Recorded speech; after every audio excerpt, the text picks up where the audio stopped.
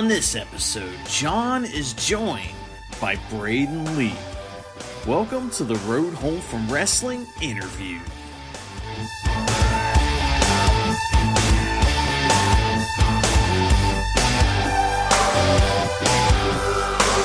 in my car, I feel safest of all. I can lock all my doors, and it's the only way live in cars. Form of excitement. It is John, and I'm here doing my very first Road Home from Wrestling interview, and I have the current IWA Mid-South Junior Heavyweight Champion, Brayden Lee, here with me. What's up, Brayden? How's it going? I am doing fantastic in this quarantine life that we're living. How are you doing, John? Not too bad. I've been playing a lot of Animal Crossing. Really? How is that?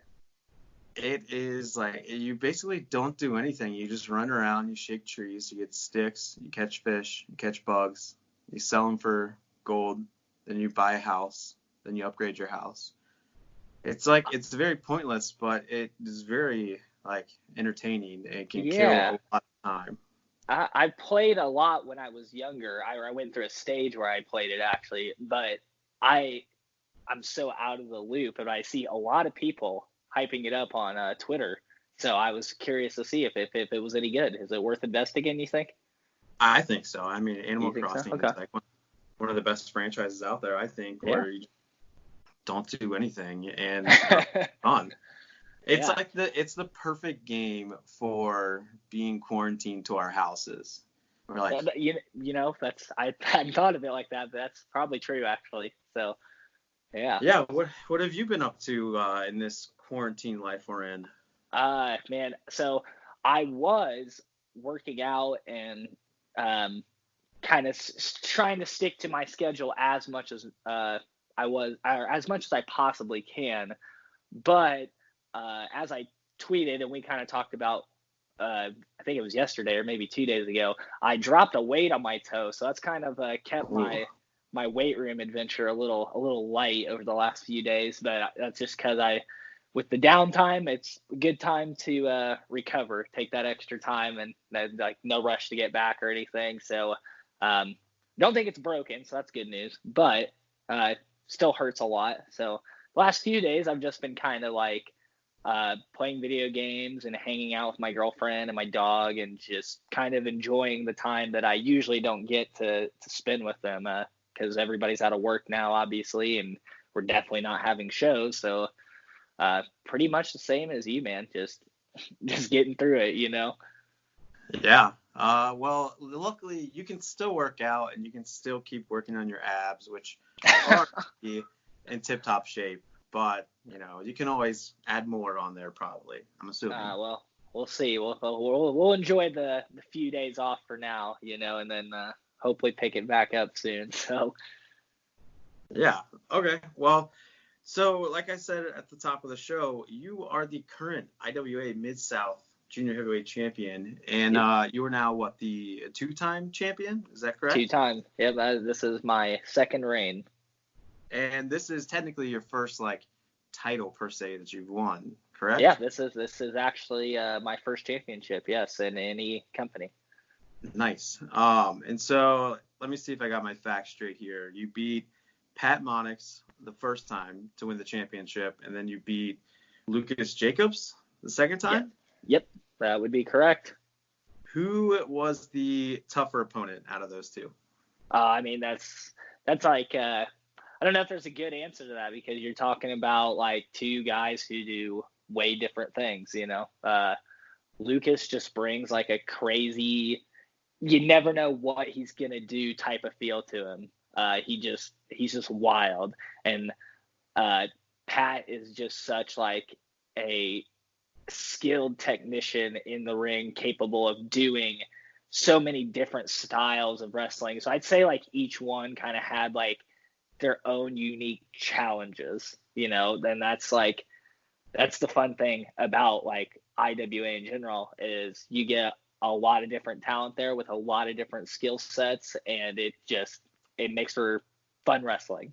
So I can't pick one, I guess is what I'm getting at. They're both super, super talented, incredible people. So Yeah, and they both beat you, right? Because didn't Yeah, you try to yeah. get it from Pat originally, and he took you out, and then you earned your way back with didn't you win the big like 5-person scramble or elimination Yep. match? Yeah, that was actually the start of the road. It was the uh I believe that's the order. I lost to Pat originally in a one-on-one match. Then I won a five-way scramble match. And then I wrestled Jonathan Wolf the next week for the number one contendership. And then we did a gauntlet match. Actually, it wasn't even a singles match. It was Monix had to wrestle Jonathan first, then Kevin Giza, and then me. So that was actually my road to the first championship. Okay. Yeah. So IWA is one of those promotions that I haven't had a chance to check out yet. Unfortunately, I haven't been Well, able you to weren't get at down. TPI? I swore you were at TPI. Were you not? No, I think Really? Oh, Andy and Dean were there, but I think yeah. TPI. I think I might have been not to like humble brag, but I think I was in Europe when that happened the Oh, last okay. time. Okay, so you were doing cool things. I get it. Yeah. Yeah. I mean, wrestling's cool too. I love Right. going to different shows around the area, but I try to go to Europe like every few years. Yeah, and what's that for? You got, I mean, maybe it's a weird question, but do you have family or just what takes you out there?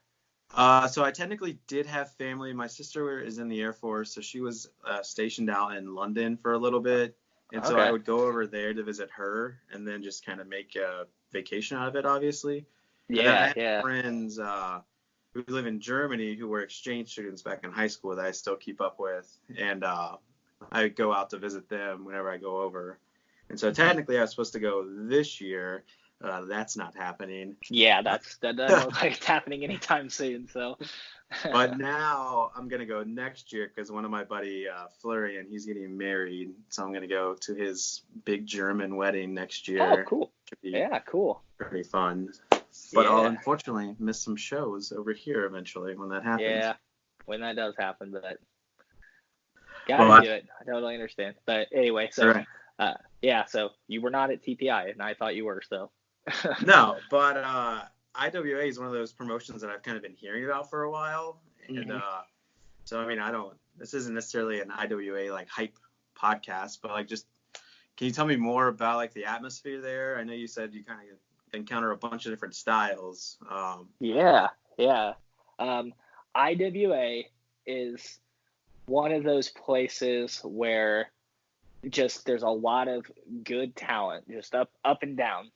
Like everybody is there for a reason, and it has a long history of doing that, which I'm sure you're familiar with the names that have came through Yeah. that locker room, and it's just one of those places where guys can come in and you are going to be fighting tooth and nail every week against some of the best talent, like just bar none. Like just everybody there is again there for a reason. Everybody's super good, and the environment there is kind of like, I guess how I always say, it's like every match is trying to steal the show, and it's not in a bad way where people are like super like they're too competitive and they're jealous of each other and it creates like tension. It's in a very healthy way where people are trying to help others have that match. Everybody's trying to have their own match of the night, but they're also willing to help other people have that match too, because that's just the kind of environment it breeds, is everybody's trying to be like the best form of themselves and help everybody else reach that level. So that's like what I would say is special about IWA. Nice. So it's very much like you scratch my back, I'll scratch your back. Yeah, in a way, because there's a lot of guys who just are they have a lot of experience, and there's a lot of young guys who are so talented, and you mix all that together and it creates a really just cool environment where everybody's learning and getting better and everybody wants to be there, and I don't know, it's just it's a good place to be, I think. Okay. Is there anyone on the roster who you haven't wrestled yet that you want to wrestle? Yeah, I mean, there's a lot of guys who I'd say I haven't had the chance to wrestle Jason Kincaid yet. That would be super fun, I think. Um, I haven't had the chance to wrestle Congo Kong, which I think would be super fun as well. I'm trying to think of some other Yeah, guys. you're not scared to wrestle Congo Kong? I mean, yes, but like that's one of those things where you get challenged in a different way, in my opinion. Because he's such a giant and such an imposing figure and I don't have a lot of experience wrestling bigger guys. I recently had a match with Larry D actually, and that was again a huge learning thing, is learning how to wrestle against guys who are so much bigger than out of the weight division especially. So I like those kind of matches. I like people who challenge me to do something different than what I normally do. So yeah, I would very much like a match with him. Man, who else? There's so many guys that have came through. I've had the chance to wrestle guys like Arrow Boy, but I'd like a match with him at IWA. I think that'd be cool. Just so many. I pretty much everybody, honestly. I guess I kind of like ran through some names, but there's just so many guys that I'd like to wrestle that have been there or come through sporadically, and I want to wrestle them all. I like the idea of competition and getting better. So pretty much anybody. How did you fare against Larry D? Did you get a best hand in the house? Oh, I did. I did receive the best hand in the house, unfortunately. Yes, Did you put up a little bit of a fight against him? I mean, he's a big dude. I'd like to think so, but I mean, I guess you probably have to ask him. So, but I'd like to think so, and I think for me, it kind of again, I think it forced me to do something different than what I normally do, and he pushed me in a way that I hadn't been pushed yet, and it was fun. I really enjoyed that match, even though I received the best hand in the house. So. Yeah, Larry's one of those guys who's always been like genuinely nice to all of us. Yes, yeah, road home. Super good guy. Mm-hmm. And he's always been really cool in my book. I love Larry D. He's good. Yes. I'm very excited to see him like get signed with Impact, and I hope. Yeah, absolutely. Very deserving. Mm-hmm. All right. Well, let's move on to the next promotion that I kind of want to touch base on, and it is actually where I first saw you wrestle. It was at the Emerge, was it the Breakout tournament? Oh, the Outbreak tournament? Yeah. Outbreak, okay. yeah. Oh, man. That was last March, actually, in the research I was doing. Yep. So, technically, you're still the Outbreak champion, right? Since they probably haven't had another tournament, or have they? Well, they have an Outbreak championship, actually. They have a belt for that. They have like a trophy. Yes, they have a trophy for the winner of the tournament, which I am still in possession of. But I have not. The Outbreak Championship has eluded me for quite some time. So it didn't just automatically come with the tournament win. No, when you win the tournament, you get a number one contendership match, and I don't know if it has to be at the next show. Maybe it can be like anytime in the next year. I don't quite remember like the stipulation. I know I got mine like pretty quickly, like it was either the next month or the month after. But yeah, it's you win a number one contendership, and then you get to challenge the Outbreak champion. Okay, gotcha. All right. Well, like I said, that was the first show I saw you in, and it was a tournament. So it was what was it, 8-man, 9-man tournament? So I feel like one of the matches was like a triple threat. It was like a slightly weird thing. Yeah, I think it originally was slated for 8, but then like somebody interrupted one of the matches and made it a triple. Yeah, I think I know. I think that was Corey Storm's match actually. I think it was like Corey, Mikey, and Daniel Eads. Maybe does that sound right? Yeah, maybe. That sounds right. It's something like that, but yeah, something like that. I don't remember, but so I think if I remember this correctly, you fought Cole Radrick in the opening round. Yes. You beat him. And then I believe you fought Levi Everett second. Yep. Yep. And then you beat Calvin Tankman last. So it's like the who's who of Indiana wrestlers you took out in this tournament. And you were what? You had like a year experience at that point? Yeah, I was about a year. I was coming up on my my 1 year anniversary. So that's crazy. Because those three guys are like some of the biggest guys going right now, like a year later. Yeah, definitely. That's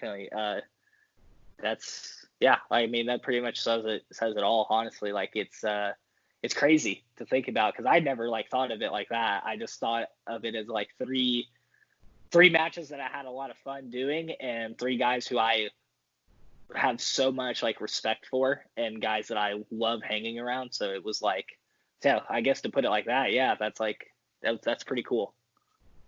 Yeah, I like, even when I was like doing the little research, I'm like, holy crap, these are all like Cole's doing like big stuff. Levi's like the most over Amish person in America. Tankman's getting tryouts. And I mean, and and they all deserve like all the success that they're getting. That's, like, I can't say enough good things about all those guys, honestly. Like, they've all been super helpful to me. So. Yeah, and I was looking at highlights, and I had forgotten this spot, but there was a point in the final match where you hit a Spanish fly on Tankman from the top rope. That was like, ridiculous. Yeah, he's insane. Calvin is legit. Just, he's insane. Like, the things he can do. Like, the thing is he's one of those guys who you look at him and he can do all the big man stuff, and he can do all the flippy stuff.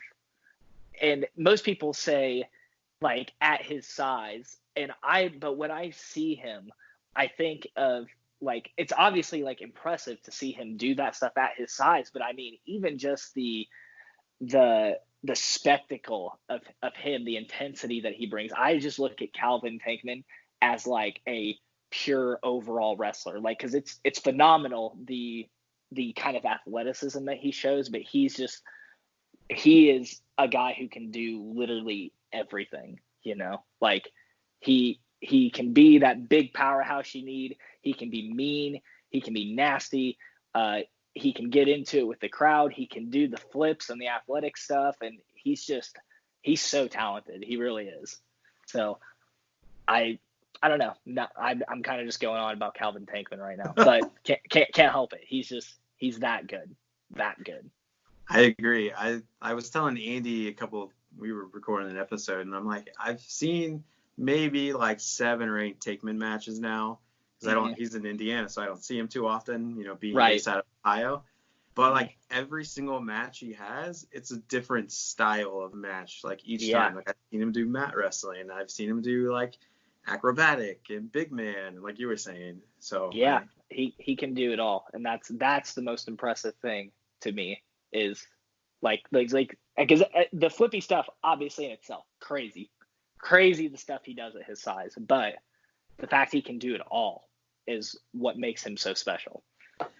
Agreed. But one of the things I think that stuck out to me the most in this tournament, so like I said, you had 3 different matches, but I noticed after the first match something was different about you, because you came out, you're super energetic, and you have your little protein shake bag with your shakes in it. But so the first match you come out in like a singlet, and then the second match you come out in a different pair of like trunks, and then the third match, I remember during the show looking over at Andy, I was like, if he comes out in a third outfit, he's going to be my new favorite wrestler. And sure enough, the main event comes, and here's you in a third outfit. I'm like, this Joker has 3 different outfits. So even if you're not like, you might not have been like cutting any promos that night, but just like the pure entertainment value of you coming out in 3 different outfits while other people had the same gear on the entire night, I thought that was hilarious. And it was very like, it's almost like, I'm pretty sure you were a heel there, like you're the bad guy.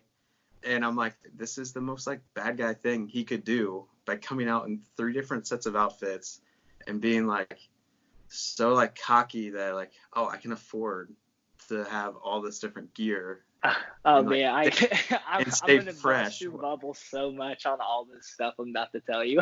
I'm gonna bust your bubble, okay? And I'm sorry to do this. Oh no. So one thing I was taught during training is that anytime I'm in a tournament, and this is just what I was told. I didn't know if it was true. Didn't know I'm still brand new, less than a year in. So one of the things I was told is anytime I'm in a tournament, I need to have different sets of gear for each match. That's what I was told. Okay, so at the time, I only had one actual set of trunks. Okay, and it was what I wore in my final match. Okay, that was my gear. That was my gear for every match I wrestled. But for three potential matches, I had to dig up this gear. So that singlet I wore in my first match was my college wrestling singlet. So Okay. I got that years ago during college. Okay, my second outfit was what I wore in my first 5 matches as hand-me-down gear from my trainer, and I hadn't given it back yet. So I didn't. So contrary to the theory of I have money to just get all this stuff, no, I was scraping through all my leftover stuff that I just happened to have, and that was the concoction of attire that I wore that night. Was my first 5 matches gear, my college gear, and my current gear. So yeah, that was, and also I was actually a babyface at the time. When the night started, I was actually a babyface. So, but you wouldn't know because that was one thing I really struggled with, and in some cases still do. I really struggled to get that crowd behind me. And I think that was ultimately one of the reasons why they turned me heel, was because I was supposed to be a babyface, but every time I would go out, I would wrestle, even if it was a heel, it was somebody that crowd kind of knew, and they would always just get behind them by default. So I could go out there against like Trevor Court was like a pretty popular heel at the time, but they would get behind Trevor Court and they wouldn't get behind me. I had a match with Jonathan Wolf one time, and he was being dirty and cocky, and they didn't really cheer for either of us. They kind of were just like, we don't really care about either of these guys, or we don't really like either of these guys, you know? And so I think the decision to turn me heel was just made on, which I did turn heel by the end of the night, kind of what you said, but I started the night as a babyface, but they came to me before the show and they said, hey, so we're going to turn you heel tonight, and this is how we need you to do it. So there was kind of a shift in attitude as the night went, because that was the direction we wanted to go with it. Was they wanted me to come out and be a babyface my first match, and then just kind of act indifferent after the match, and then I come into the second match a little indifferent, and then but I'm still kind of trying to portray myself as a good guy. So one of the moments we tried to create was Levi Everett had actually had his neck injured in the first match. Right. And so we did this thing where the doctor said he couldn't wrestle, but he was going to come out anyway, and he was going to beat the count, and we were going to have the match, even though I'm trying to be the good guy, and I'm trying to say, Everett, come on, man, we're friends. I don't want you to hurt your neck. I'm looking out for your career. We kind of had that moment, but he keeps coming at me, so eventually I just kind of snap, and we wrestle, and at the end of the match, and I don't know if you caught this was a moment we tried to make it a deal, was I'm sitting there, the match is over, I'm kind of helping Levi up, but as soon as the ref goes to raise my hand, I drop him and I get my hand raised.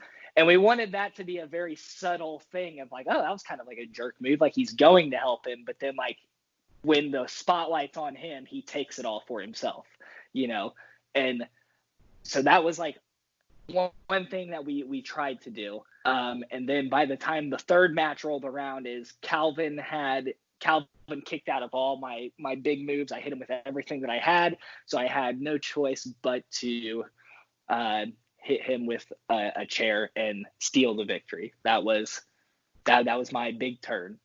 And I don't know. I mean, that was I think it was different for me because I'd never been a heel anywhere else. So I got to kind of live in the moment and see how it went. So sorry if I busted your bubble on some of that stuff, but that was it. That was the whole night summed up pretty much. Well, you did bust the bubble a little bit, but I can still give you props that it was a good then transition from good guy to bad guy, because even the layer of changing your clothes, even if they all weren't yours necessarily, it still added to the douchebaggishness of your character by the end of the show. And I never thought about that. I never thought of wearing multiple attires as a way to kind of like flex on people. So I mean, maybe that's something to consider in the future. So yeah, you're gonna have to dig out some more old attire, because I know that the tournaments I know are also not necessarily your strong suit, because we've had this conversation before where you won the Outbreak tournament, but you haven't been very successful in any other tournaments since then, have you? Nope. Emerge was my first tournament, at least that I can remember, and I feel bad if I'm forgetting one that came before it. But as far as I know, Emerge was the first tournament that I did. Then I had the Young Lions Cup like a week or 2 weeks after, and went out in the first round of that. Then I had like TPI. I went out in the first round of that. I had Young Guns. I went out in the first round of that. So so it like started off strong, and then it just died. that was it. I gave it everything I had in that first tournament. Yeah, I know. I went to the Young Guns. Was it the Young Guns? Yeah, I went to that tournament. Yes, you were there. Freaking bonkers. I loved that show so much. It was interesting, wasn't it? Like it was a wild night. You were definitely a good guy at that show, because the ring announcer fell out of the ring, and good guy Brayden went over and helped him up.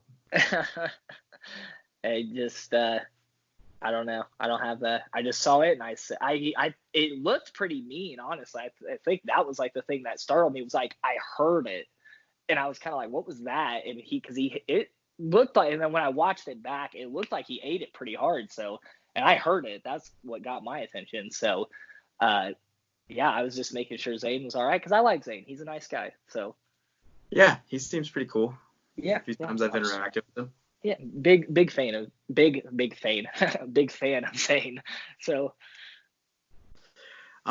So before we move on from Emerge, is there anything like, what's your next goal at Emerge? Like, what's on the horizon once quarantine's over and we're back to shows?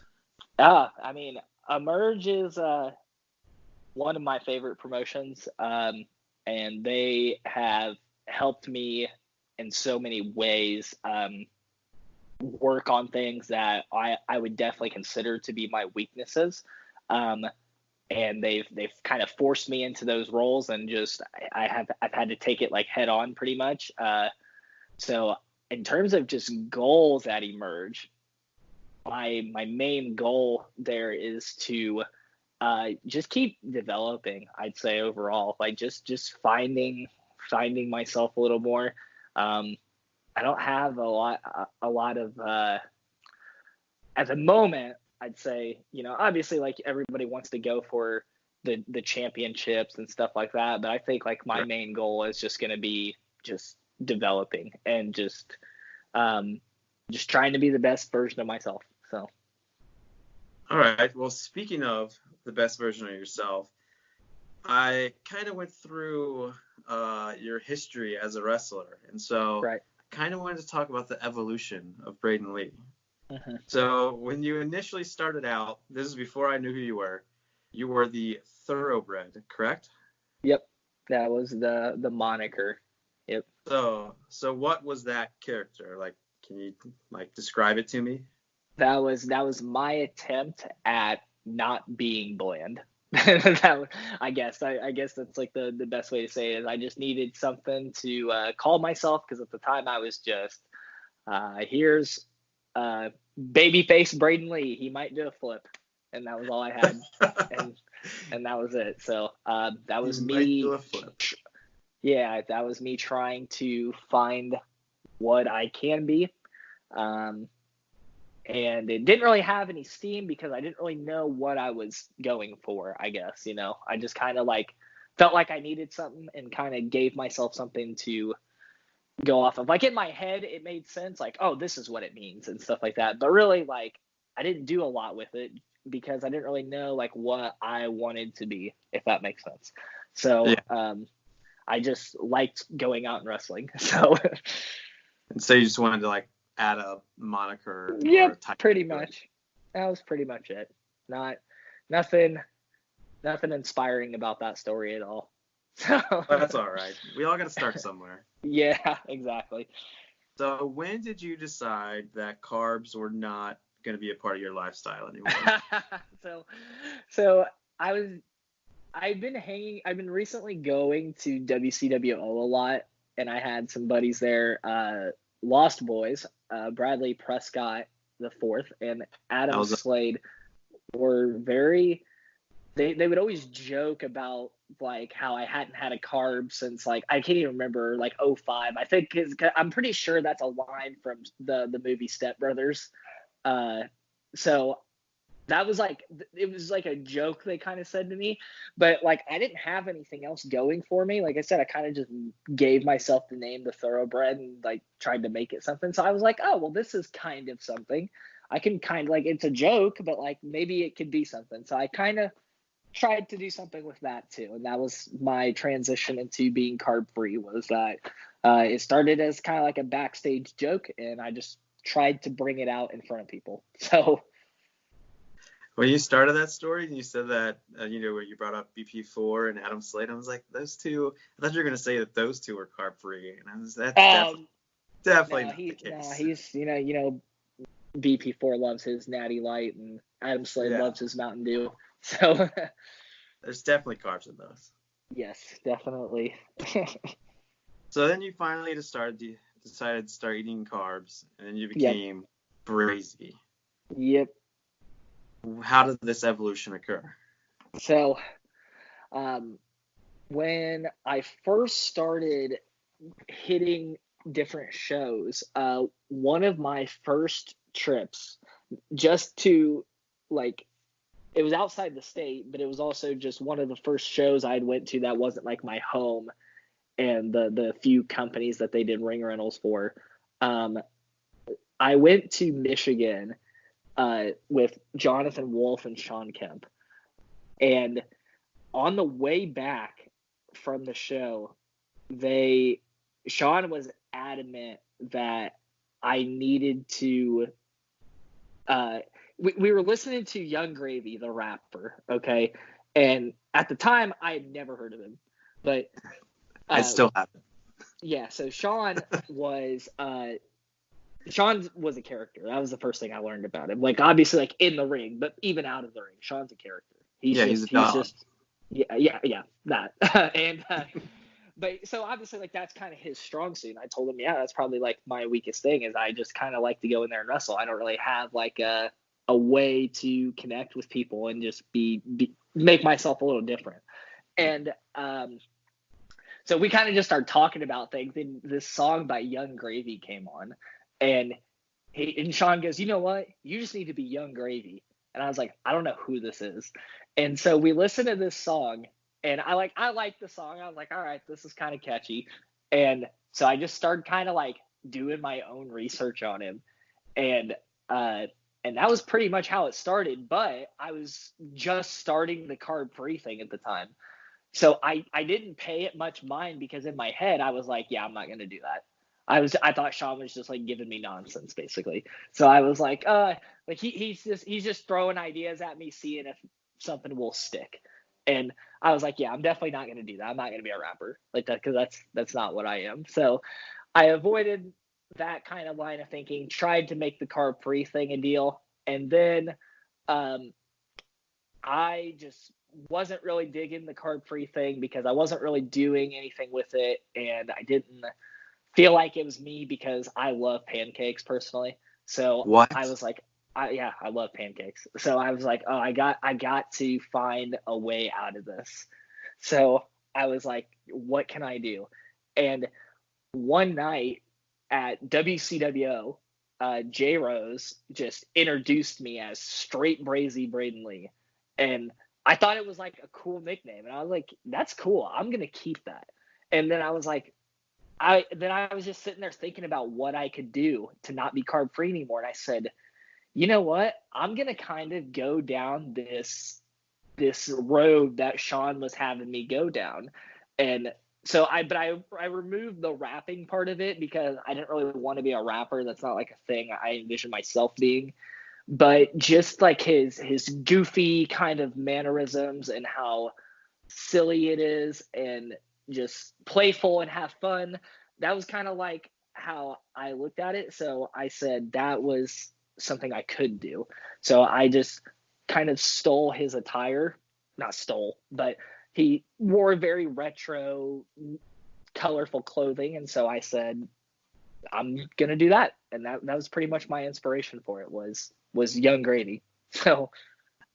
Okay. And so then in the ring, it translates as like all of the crazy moves or brazy moves you do kind of help tie that like all together. I think it's kind of just like, and I'm still working on exactly what it is, but I think it's just kind of like my personality more or less, where I'm very laid back and just have fun. That's kind of just like my attitude towards everything. So then that's typically like how I kind of portray myself when I come out for like my entrance, and how I start my matches is, let's just have fun and make this a thing. And then I've been working on trying to make it a little serious when it needs to be. I think every person has that line where this is real.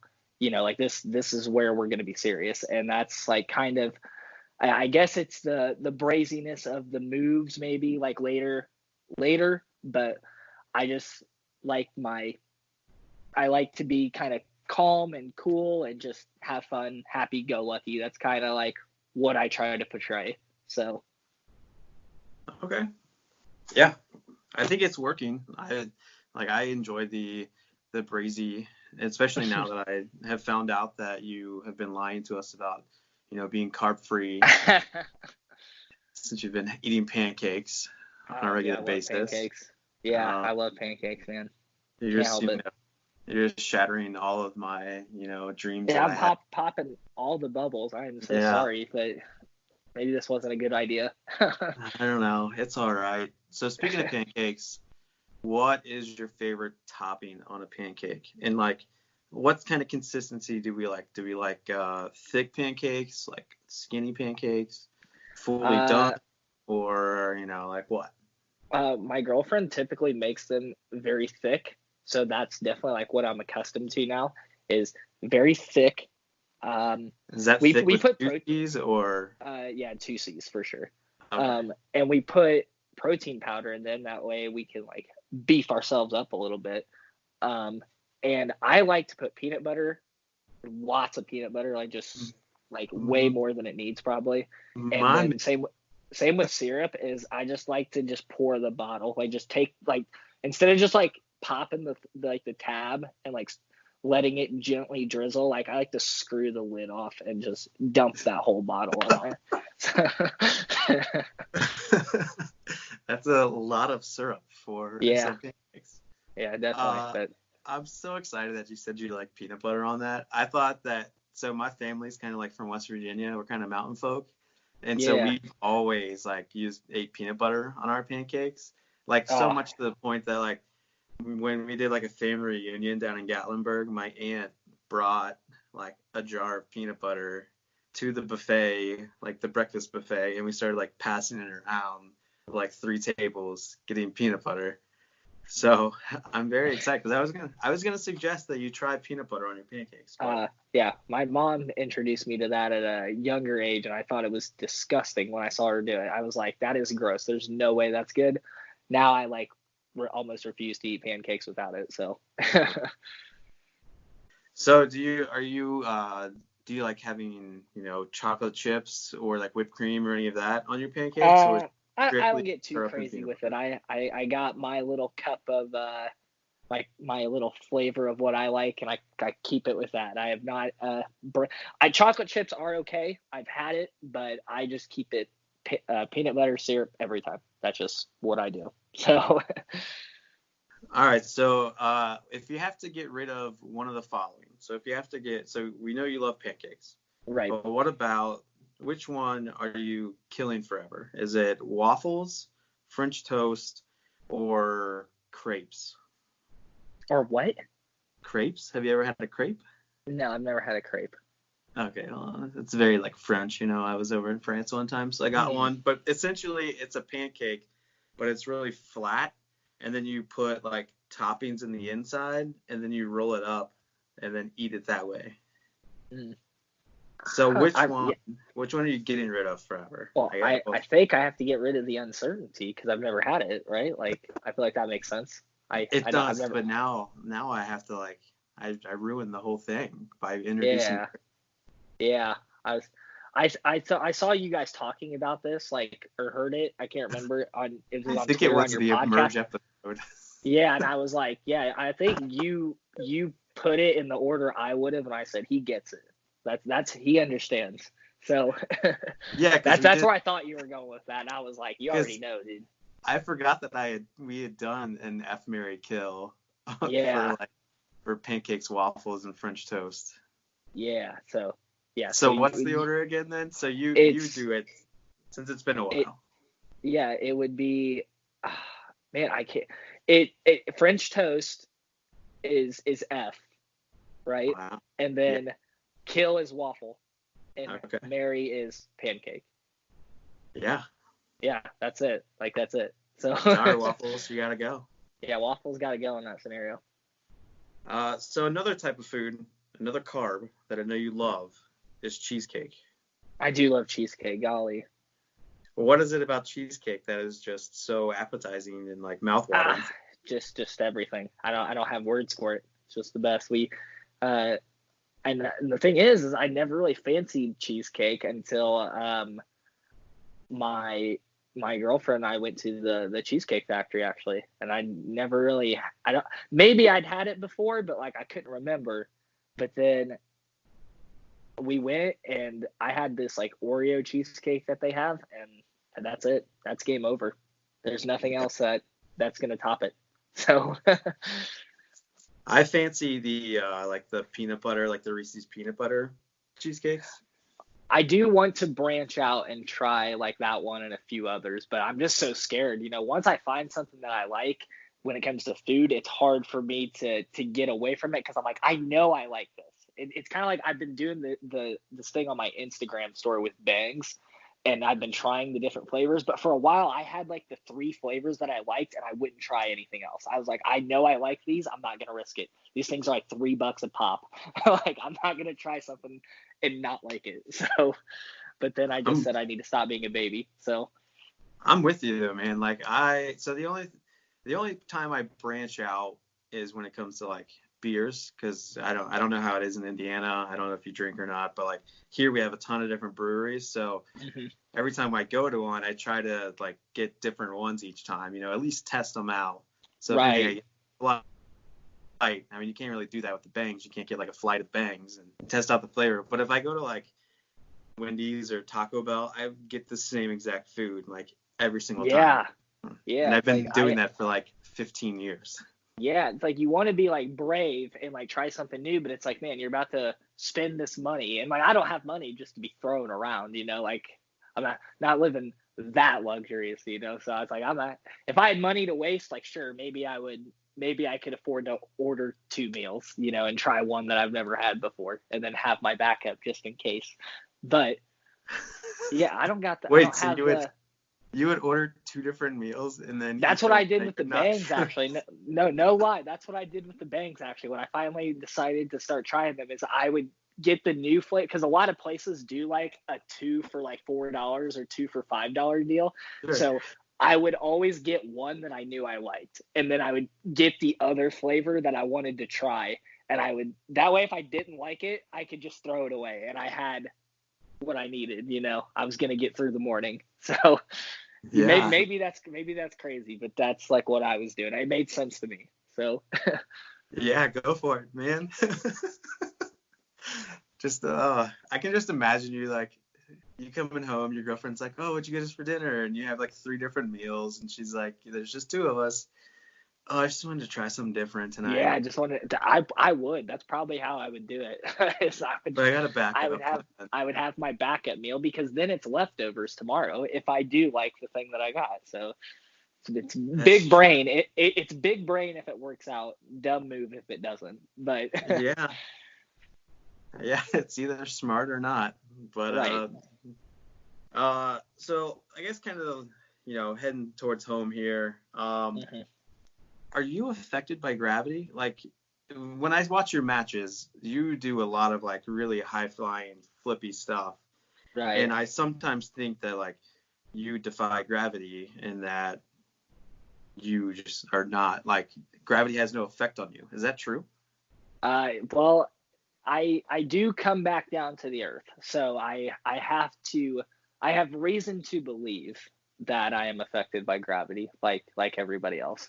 So Mm, I'm not sure. I'm still out doing research on it, but then again, yeah. you've disproved everything that I thought I knew as facts. Oh, yeah, yeah. So far, but last few things. So unsanctioned pro, you are Yep. kind of like getting a little bit of well, I don't think you've picked up a victory yet, but you keep being invited back. Yep. I feel like you're slowly picking up some steam here. A victory's coming at some point, right? I mean, you would think so, but at the end of the day, who cares? That's a horrible It's still thing to just say. it's a fun show. Yeah, I love being there. That's what really matters. I keep inviting me back. That's what I care about. So You know what is the biggest bummer? That the next like event in my calendar is supposed to be for Unsanctioned Pro this Saturday, yeah, and it's not freaking happening. yeah, big sad about that. Very, very sad. I was very much looking forward to it. I was very excited. Like when Andy first told me like, "Hey, the Ohio like commissioner is shutting down all events," I didn't like register. I was like, "Oh, I guess I'll miss like a little local show this weekend." And I was like, Yeah. "Holy crap! No, That means it's Unsanctioned everything. Pro is canceled." Say if anything, it's the bigger shows that are going first. Because they can't because they're the ones that are drawing all of these people to them. So they're gonna be the first ones to go unless they want to do with like 100 people. But that's a task. That's gonna be hard. So Yeah. And even then, you have to like take into account that you have the wrestlers and like the refs Yep. and all that in the same room. So then you have to. Oh yeah, it was gonna be hard to figure out for sure. So But one promotion that is not scared to put on a show still, even during the coronavirus, is Bizarro Lucha. Have you ever been there? Yeah. Have I ever been to Bizarro Lucha? I have been there a few times. Yep, I have been there. I usually just watch and cheer my friends on and support them. I've been trying to. I ran into you the last time I was there. Yes, yeah, I did run into you. I was trying to watch this guy wrestle because everybody says you need to watch this guy wrestle because I think you guys wrestle a lot alike. So I've been trying to watch this guy named Gravity wrestle, but every time I'm there, for some reason I miss it. Like last show, I was like 20 minutes late, and he was on. Yeah. He was first match. So I got there, and they were just starting the second match, and I said, man, I can't wait to see Gravity wrestle tonight. And they were like, oh, he was actually in the first match. And so so I said, son of a gun. Right. And then last time I guess he was in like the Rumble, and I went to the bathroom like during that time. And obviously the lines are long, like, cause there's only like 2 bathrooms in the building. So like I had to wait. And then by the time I had got into the bathroom and came out, like he had already been eliminated, I guess. So I don't know. I'm still waiting. If they run another show, which I'm hoping they do, I think next time's the time. I'm going to see him wrestle. I don't know. It sounds like you have terrible timing. I do. I just don't understand why I miss him wrestle. Like, it's not meant to be, I guess. But I'm determined it's gonna happen. Yeah, he's pretty good. He's really impressive. But I think he has more abs than you. Just saying. Oh. But He might. I mean, I've seen pictures, and he looks like a very fit guy. So looks like he does not eat pancakes. Unlike me, I love pancakes. So he definitely does not eat pancakes. I can tell you that. Definitely But not. Definitely not. He's got a mask. There's a rumor that he only has one eye, and that's why the star One on eye? his mask is so big. Okay. Because he only has one eye, and so like he can see out of that. Because if he had two, then he wouldn't be able to necessarily see because there's not enough like eye holes. So he's got just one big eye in the middle, from what I hear. I'd not heard that about him, but but you live and learn, Yeah, well, you've never seen him wrestle because you have. I've never seen him wrestle, so how would I know that? I mean, all I hear are these rumors about him. Yeah, well, I think that kind of brings us towards the end here. Is there any?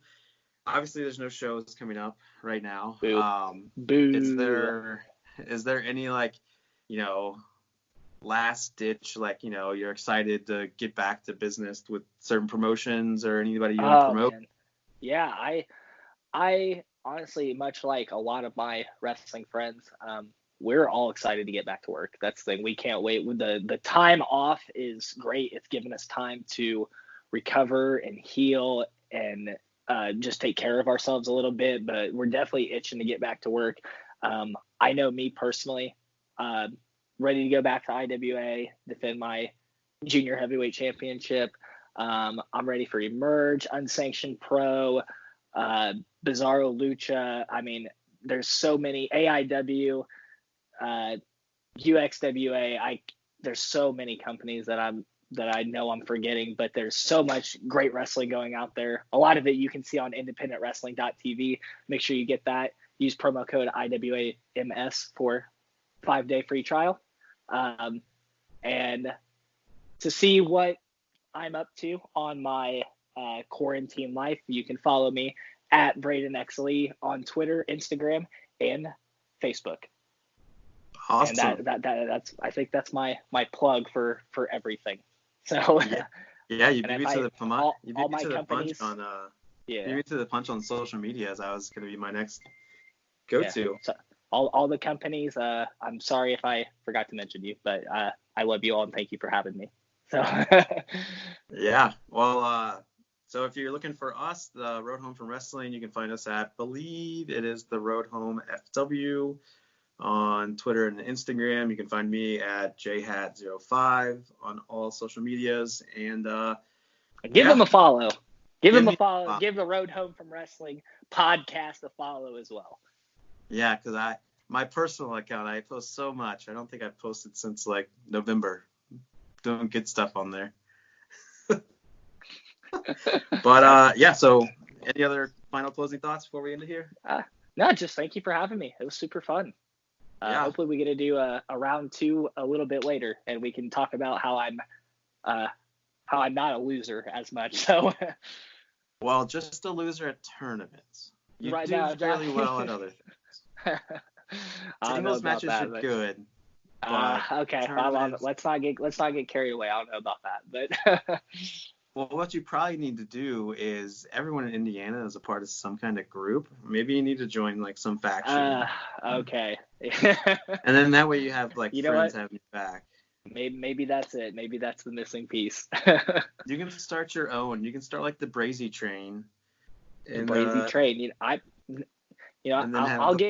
I'll get recruiting for that. Honestly, I'll get on that. I'll start recruiting.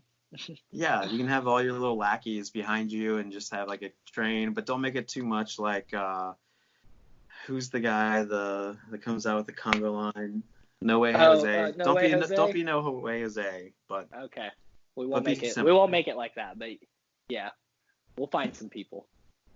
All right. Well, thanks for coming on, Brayden. It was a pleasure. Thank you for having me. And I will catch you later. Later, John.